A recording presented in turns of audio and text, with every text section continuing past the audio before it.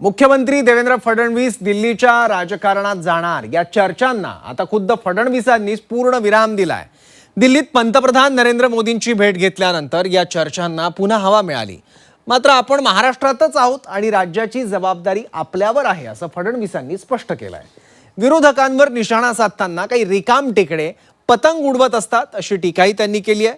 दरम्यान दिल्ली भेटीत राज्यातील महत्त्वाच्या प्रकल्पांवर चर्चा झाली।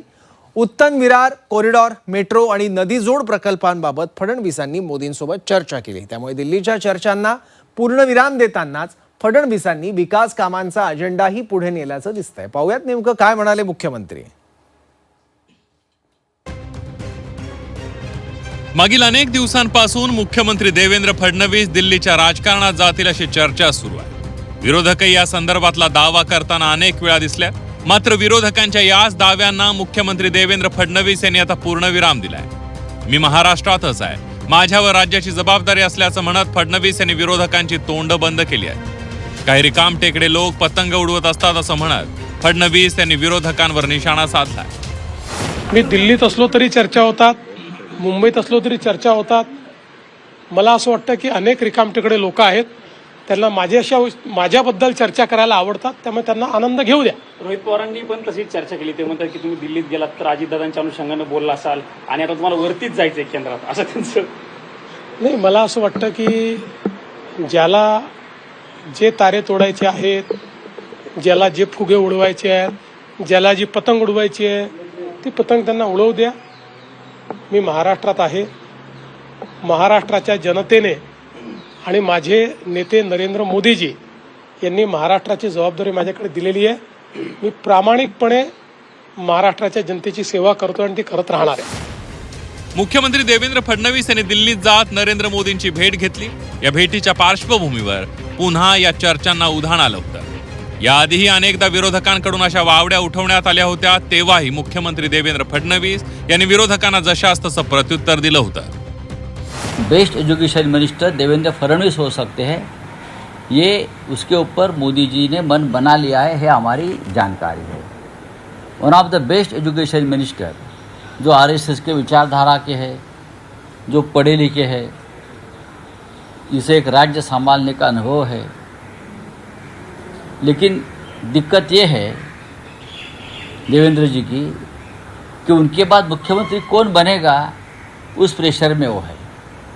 लेकिन मोदी जी ने मन बना लिया है कि इस देश का एक अच्छा शिक्षा मंत्री, एजुकेशन मिनिस्टर देवेंद्र फडणवीस ही बन सकते हैं।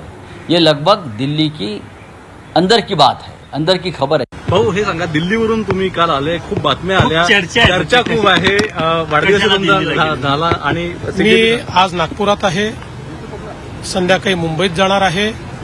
मी मुंबईतच आहे, मी महाराष्ट्रातच आहे। दरम्यान आज दिल्लीत जात मुख्यमंत्री देवेंद्र फडणवीस यांनी राज्यातील प्रकल्पांसंदर्भात सकारात्मक चर्चा केली आहे। उत्तन विरार कॉरिडॉर आणि मेट्रो आणि नदीजोड प्रकल्पाबाबत त्यांनी पंतप्रधान मोदींसोबत चर्चा केली आहे।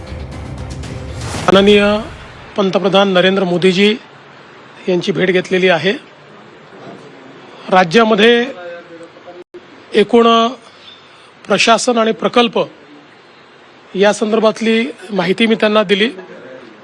केंद्र सरकारच्या सोबत काही प्रकल्पांची आमची चर्चा चाललेली आहे। आपलं जो काही उत्तन विरार कॉरिडॉर असेल, अशा विविध प्रकल्पांच्या संदर्भात, मेट्रोच्या संदर्भात, आपल्या नदीजोड प्रकल्पाच्या संदर्भात, अशा विविध संदर्भात वेगवेगळ्या स्टेजेसवर जे काही आपले प्रकल्प आहेत त्याची त्यांना माहिती देऊन आणि त्याला कसं एक्सपिडाईट करता येईल या संदर्भातला हा प्रयत्न होता।